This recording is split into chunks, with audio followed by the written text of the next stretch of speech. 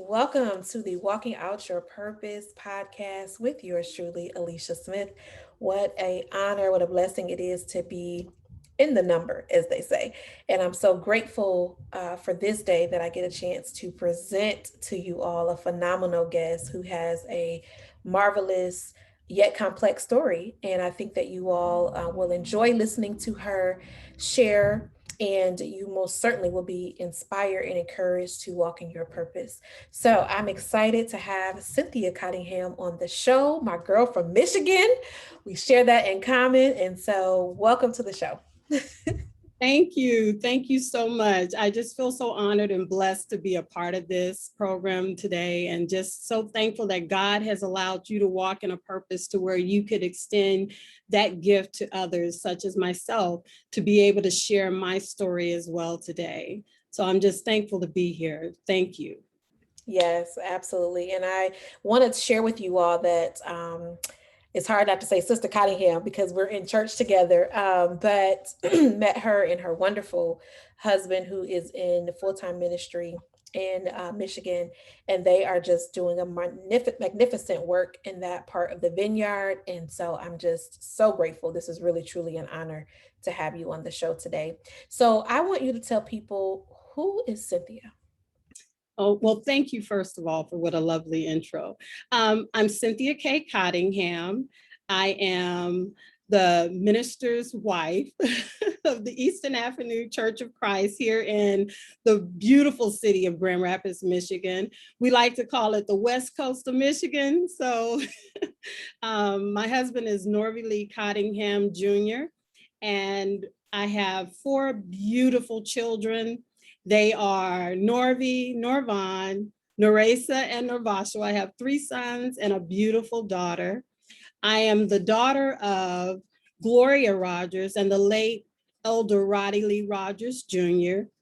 And I am by profession an educator. I am by choice a teacher at heart. And most importantly, I am a child of God. So that's a little bit about me. Awesome, awesome. I love that you shared your family. So three boys and a girl. That's amazing. Do you have any grandchildren yet? I don't yet, not even in-laws. Ooh. Come on, children, what y'all doing? You Well, I sound am like praying me. that for you. You would be a beautiful, beautiful Mimi or grandma, whatever you want to be called. So Oh, I'm praying that for you. So I always like to start the show because this show is about purpose. And so, how would you define it? And most importantly, what would you say is your purpose? well, for me, I define purpose as that God-given passion within us. It's one of those things to where even when you want to deny it, as Jonah wanted to, it keeps tugging and pulling at you. It's almost like a calling, pleading for you to complete it. That passion that it reminds me of almost playing a chess game where you don't even have to move the pieces. God has so ordained it to where it's in his plan for you.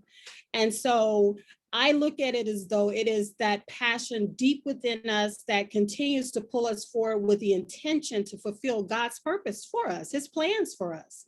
My purpose, I feel, as I mentioned a moment ago, I am certainly an educator by profession, but my true calling is that of a teacher. It is of service. And I believe it is through giving back that we're able to show the light that Christ has put in us, to show our commitment to him, to let those in a world of darkness be able to see just how close we are to him and how important it is that we give back and give him the credit for everything we have accomplished. Amen. That's beautiful. Tell us, maybe, Cynthia, how have you been able to live out your purpose? Have you been doing that in ministry? Do you do that with teaching students at schools? How have you been able to live that out? I spent a great deal of my life teaching in classroom settings and being able to be fulfilled in that role, and certainly living a life to where I showed children through a compassionate spirit, a heart of a teacher, showing them how to love each other, also being educated and showing them how each and every one of them was designed by God, created by him for something special to be placed within them. Now, of course, being in certain school settings, you can't say all of that, but you certainly can live your life to where they say, wait a minute, there's something different about her. There's something unique about her. I've always tried to live a sincere, genuine life. And so that's been part of what I've tried to accomplish. Now, certainly in the ministry, it has given me such a great opportunity to share with those that are part of God's church, as well as those that are in the world, just how important it is to live an intentional life, a purpose-filled life. And so I've used now my platform to talk and share with others about trying to just help them to understand how is it so important to follow after what it is that's deep inside of us, that passion, to help us to help motivate us to get to the next place, the next platform in our lives. That's beautiful. And I always tell people that when we can do what God has called us to do and live out our purpose in multiple settings, I mean, just the pure joy that comes from that. And I get to do that too every day with my job and what I do in ministry. So I'm so grateful when I hear other people's story, and I try to help people see that you can do what you love, even in a career, right? Even it doesn't have to be a job, right? It becomes a Yes. career. And so I appreciate you sharing that. So everyone has a story. So tell us a little bit about your story. Well, my story is almost scaffolded into having multiple layers. It started off with me coming to Christ in 1978 and having a really strong understanding about the power of Jesus in our lives. And so even as a child, I remember living a life to where I wanted to be able to have a reputation where people would respect me, as well as the name I carried at that time, my maiden name. And I wanted to also, and I saw very early on also that there were gifts that God had placed in me, you know, the ability to sing, the ability to relate to people. And even as a child, I was given some of those gifts and very, very blessed by that, those talents that he had placed in me. But as I grew older, and as I matured spiritually, that is, as well as physically, it allowed me an opportunity to see that God gives us different seasons. And so, with those seasons come a maturity, a spiritual learning, sometimes a yearning to give to others, especially by way of service. I've been extremely blessed to work with a nonprofit at our congregation called West Michigan Community Advancement Group. And that has allowed us to do reading camps in the summer for children that are underprivileged or underserved. We've taken trips to colleges and universities where the children have been able to sit with the presidents and deans of these schools. So that level of service has always been a priority to me. And God giving me that opportunity has just enhanced so much of what it is that I want to continue to do for him, to continue to impact the lives of those I touch. One of the things that I also realized is not just with children, but God had given me the gift to also relate to women and men. And so having that compassion, that empathy for what they're going through, as well as having an understanding of how to impact their lives, not just based upon what I think. You know, my little 2 cents doesn't matter at all, but what God would have them to do in their lives has been very beneficial and rewarding.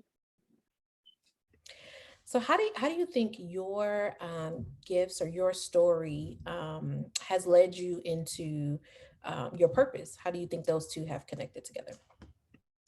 Well, I feel as though, you know, my story is one that is of overcoming. It's one that God has shown how he is intentional, how he is purposeful, and how when he has something planned in your life, you can't get around it.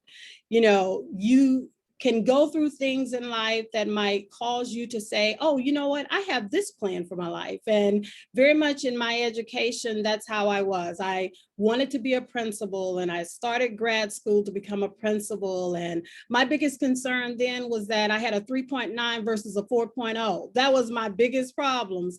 And then 10 years ago to this year, actually, 2011, I was stricken with an illness called trigeminal neuralgia. And it is a illness that once it comes into your life, you certainly are no longer the same. It is an illness that affects the trigeminal nerves in your face. And for me, I always like talking. One of the purposes of me becoming a teacher was I said, oh my goodness, I have all these curiosities and all these questions, and I can impart that upon others, and to have a captive audience was just the bonus to it all. But when I became stricken with my illness, I had undergone 5 different brain surgeries. And on top of that, it left me to where my memory, my comprehension, all of those skills and all of those traits that I had always leaned upon, were affected. And so one of the things that I had to learn is that God left me here for a reason, for a purpose. And, my mother would always say, we may have our plans, but God has the ultimate plan.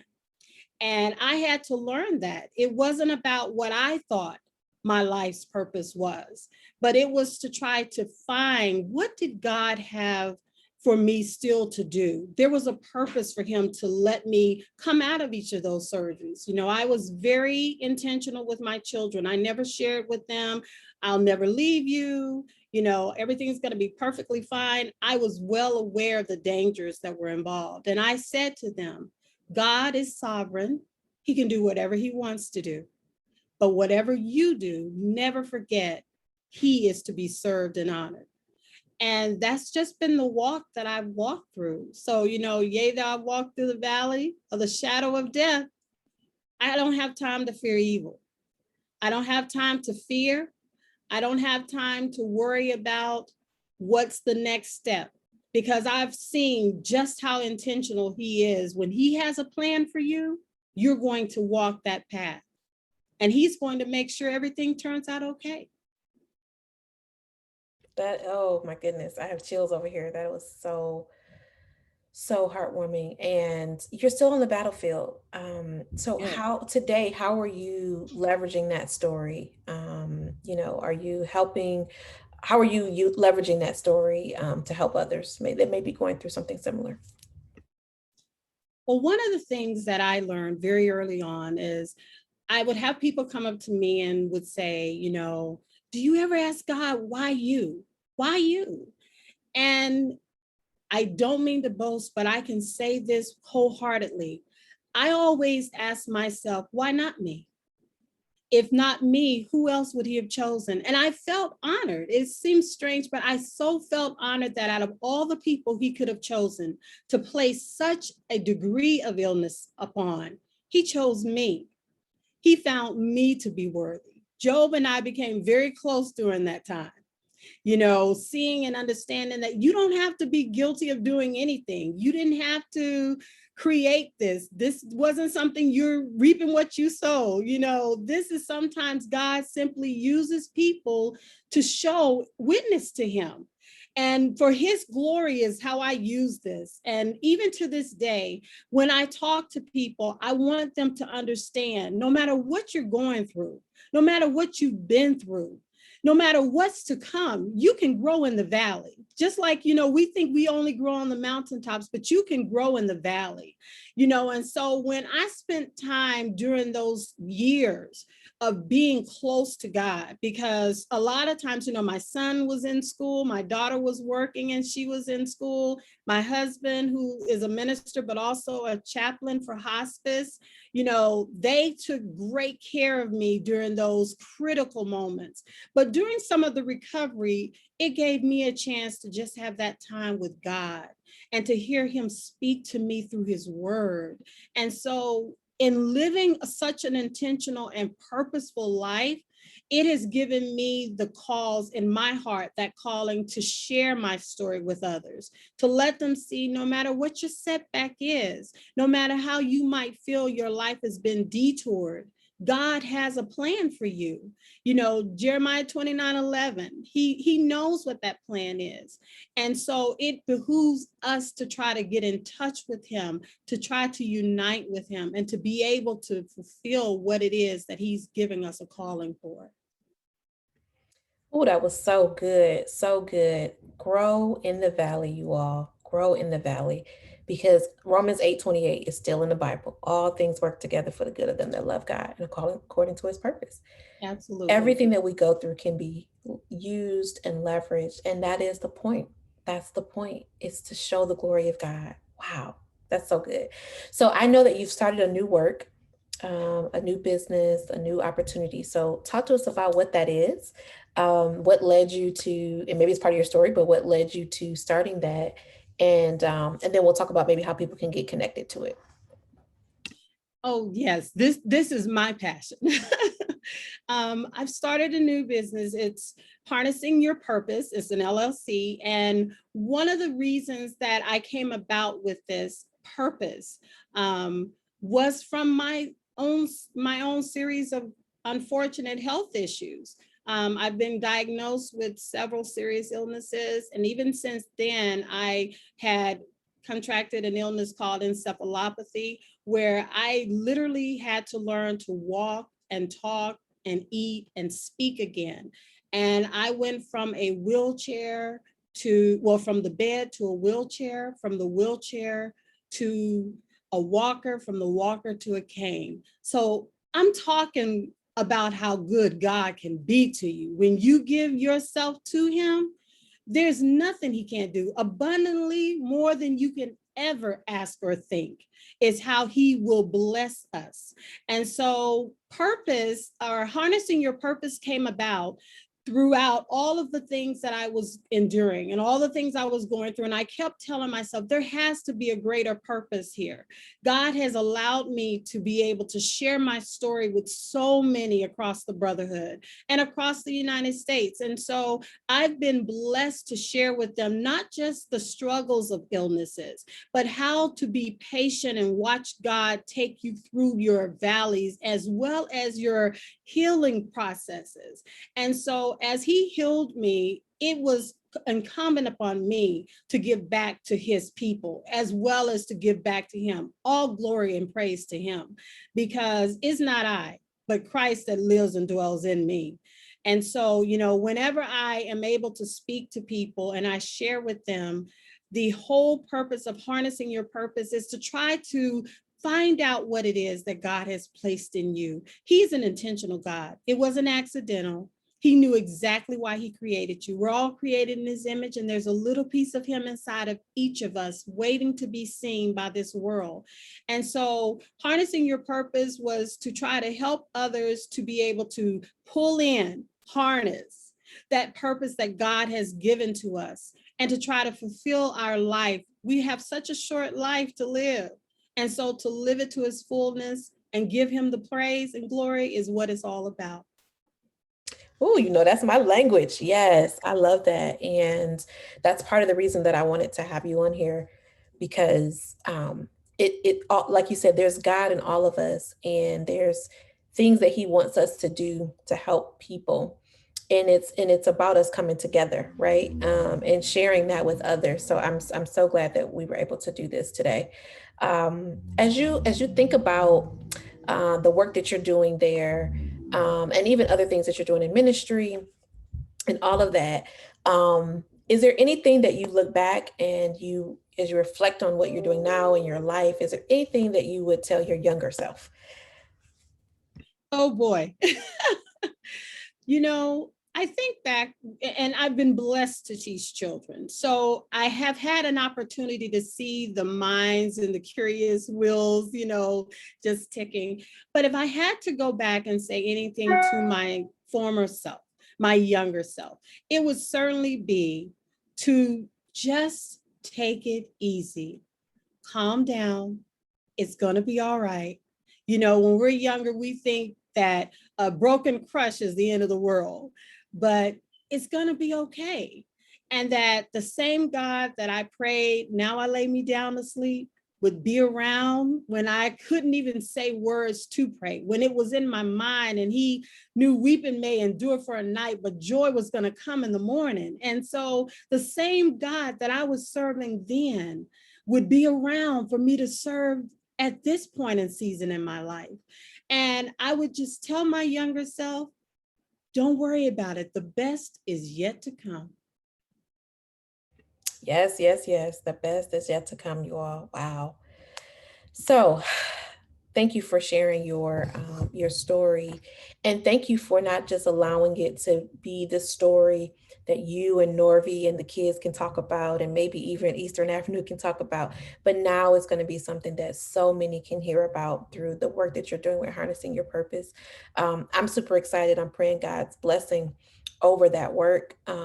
And as you think about the impact that you're going to make with that organization, and certainly with other things that you're doing, what keeps you nervous? Like, what keeps you in angst about that opportunity? Or is it something that God is just giving you just strength, and it's something that you're walking into boldly? Because I know there are people out there that have a story and they want to harness it, right? And they want to do something with it, but there's, they just may be a little timid or nervous. What advice do you have, and how are you feeling about this new work? Well, I have to remind myself constantly, because I too am human. It's not I, the Christ that dwells in me. And he, you know, maketh me to lie down. Every now and again, he has to just still me and allow me to be still and know that he is God. And so one of the things that, keeps me on top of everything and on my toes is being mindful that he has not given me the spirit of fear. And regardless to what I might be nervous about, regardless to what, bridges I might have to cross, regardless to what walls I might have to climb, regardless to what might come as an impact in my life, my service to him, it was never about the income, always about the outcome. And he understands that as long as we're willing to give back to him, he will be there. So I would encourage anyone that has a passion, that has a purpose on their heart, that they're interested in fulfilling, please don't allow fear to stop you from stepping out into that, because we serve an intentional God. And if it is for you to do, no one can stop you from doing it.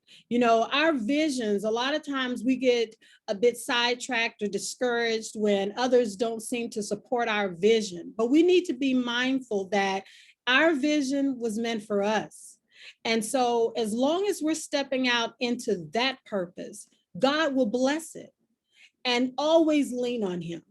When you have questions, when you have doubt, take time to get to a quiet place, a still place, and talk to him. Let him know your concerns.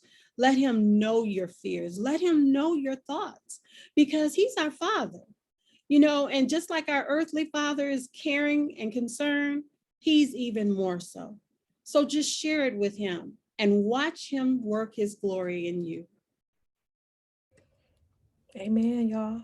I don't even know what else to say. That was so beautiful, so beautiful. So you wear a lot of hats. Tell us, how are you balancing it all? How are you staying encouraged and inspired to just do all the things?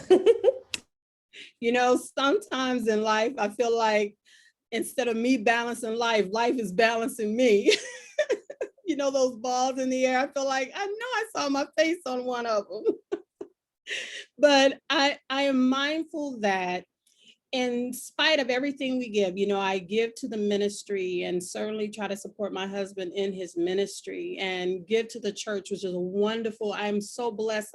I serve a wonderful family, spiritual family at Eastern Avenue. And they are just so loving and kind and understanding of all that I've gone through and have been here for our family as well. And that's a blessing, because not everyone is fortunate enough to have that.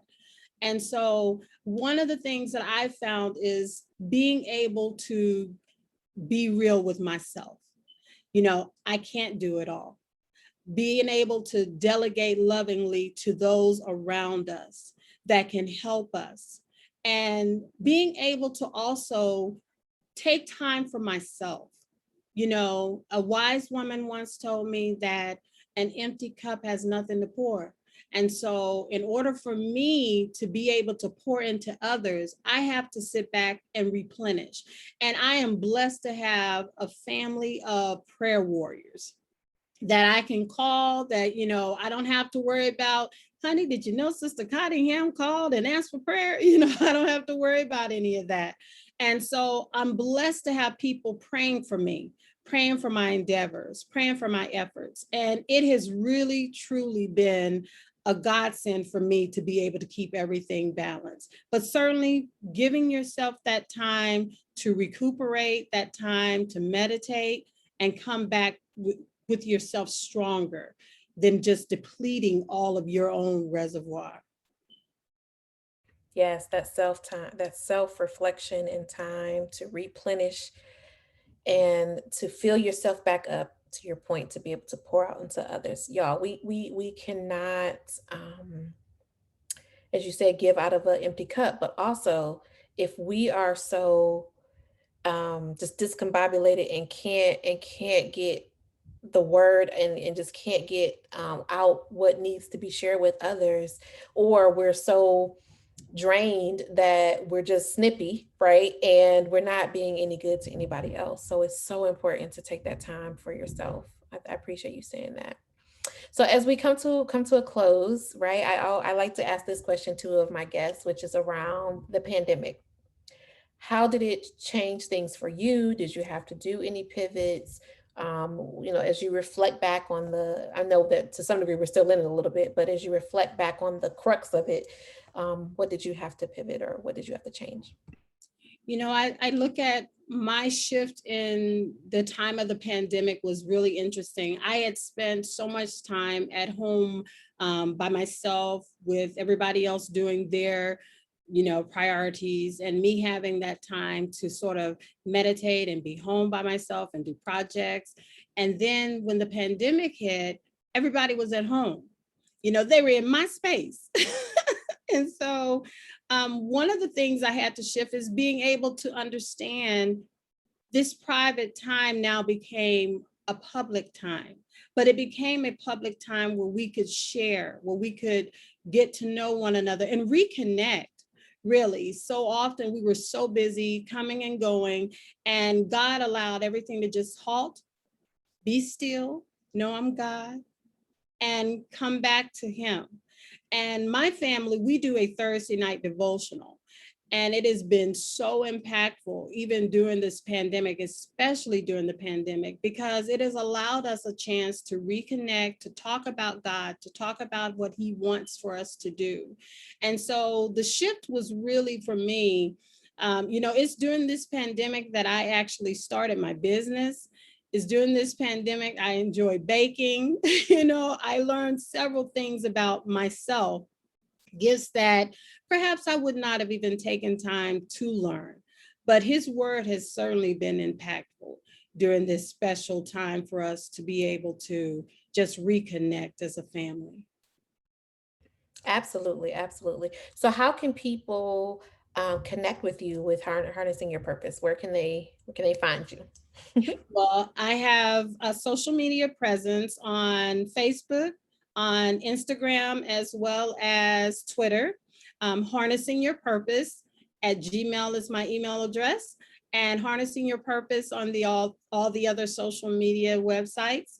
And so soon we'll be coming out with a web page where during this time, while I'm a motivational and inspirational speaker, during this time, I'm also in the process of doing products along with my service, that where I am able to share with others items that will inspire, items that will try to help them find that middle ground of meditation. So we do journals and pens and candles and mugs to sit around and just give that time to God. So that'll be coming out soon. But right now I am enjoying myself, starting off just helping others and being there as a presence of God, and knowing that He is intentionally working through my life.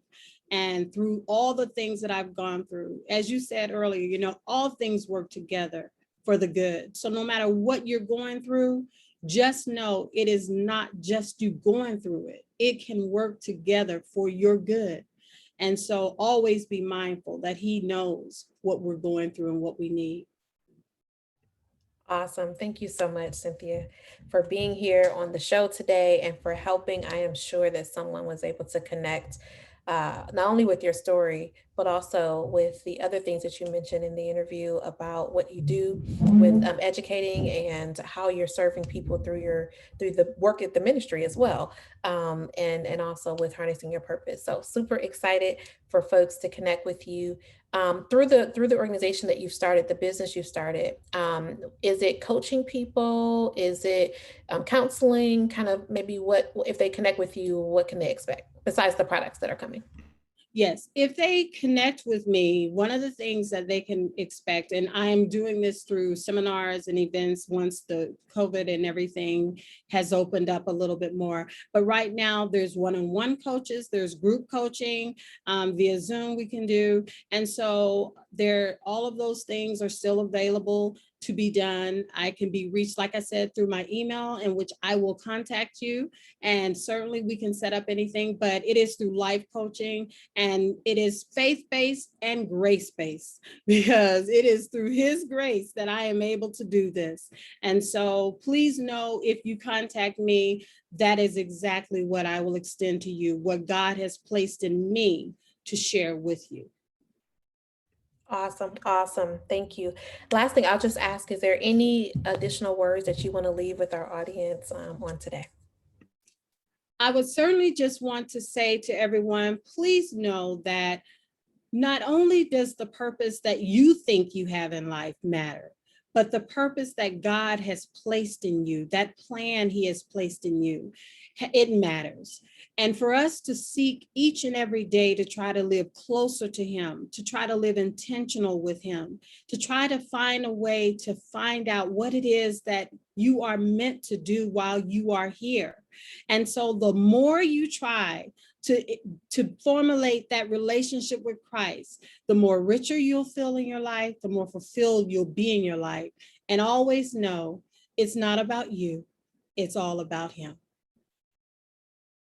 Amen, amen, and amen. Thank you so much for being here today. Thank you all for listening. And most importantly, no, I love when you said growth is still in the valley. You all be blessed. As I always say, go conquer your day. Don't let it conquer you. Till next time. Bye bye.